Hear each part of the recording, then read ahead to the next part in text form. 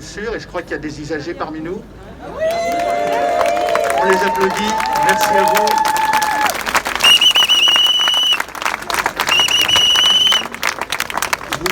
Vous savez qu'il y a actuellement un Ségur de la santé. Les échos ne sont pas extrêmement optimistes, sachant qu'on peut comprendre que pour réformer complètement notre système de santé et faire ce qu'a souhaité le président de la République, c'est-à-dire que la santé ne soit pas un bien qui puisse être marchandisé, qui soit un bien commercial, il faut sûrement un petit peu de temps pour réformer tout ça. Mais il y a au moins une mesure que tout le monde réclame, que le président lui-même a annoncé, qui est la revalorisation des salaires.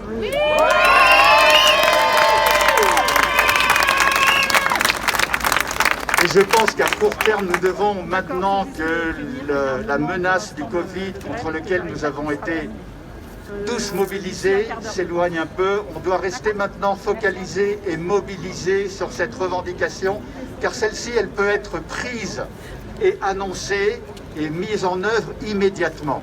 Et pour cela, on doit absolument rester tous solidaires, tous mobilisés pour cette revendication.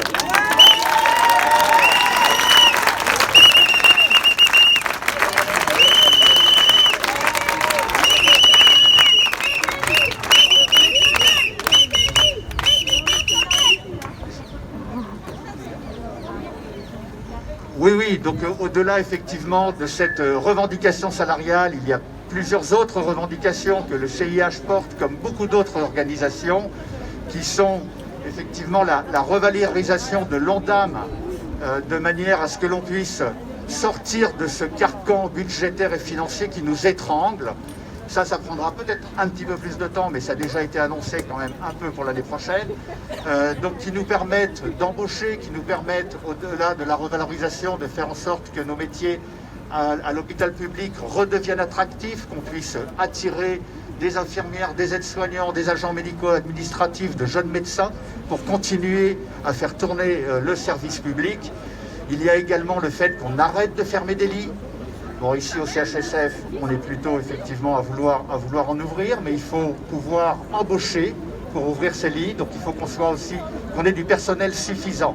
Toutes ces revendications, le CIH les porte, comme beaucoup d'autres organisations, et il faut qu'on reste mobilisé. La lutte n'est pas terminée, je crois qu'on a, dans le bras de fer qui s'annonce avec nos gouvernants, on a sûrement l'avantage de tout ce qui s'est passé ces dernières semaines, mais il faut qu'on reste tous unis. Donc le CIH va continuer à vivre et à se réunir au niveau du CHSF. On vous annoncera les assemblées générales et j'espère qu'on pourra y être très nombreux.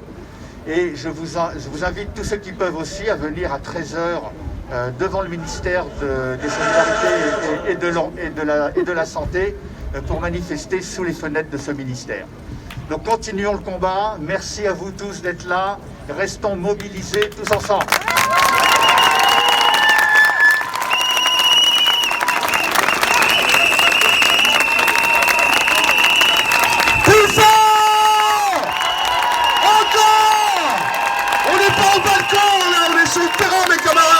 Apportons tout notre soutien à ces personnels exemplaires qui ont mené le combat pendant ces dures semaines, qui ont mené la lutte pour sauver tous ces tas de gens. Voilà, applaudissons encore bien fort, mais surtout, soyons dans la rue encore, et toujours dans la rue, et portons l'exigence d'un service public de santé à la hauteur et à l'exigence de nos besoins, et pas celui qu'ils veulent nous promettre.